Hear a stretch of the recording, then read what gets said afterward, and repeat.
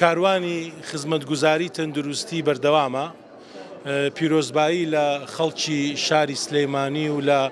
خەڵکی ئەم گەڕەکە و ئەم ناوچەیە دەکەم کە شاری سلەیمانی ئێستا لە ناو شاری سلەیمانی بوو بە خاوەنی سێەم سنتەری پسپۆڕی ددان. ئەم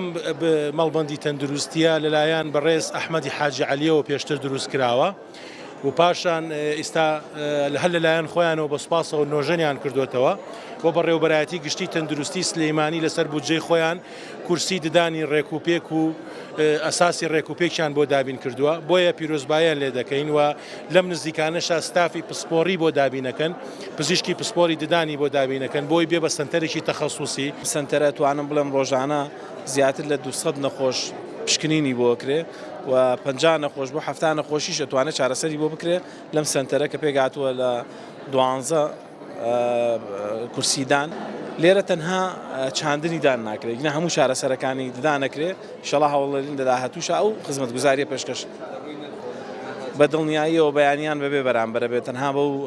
نرخە ڕەمزیە بێت کە حکوومەت دایناوە ئێوارانیش بێتە استشاریەکی تەخەسوسی کە نرخەکەی زۆر گونجاوە بۆ خەڵکی هەژار و خەڵکی کەم دەرامەت.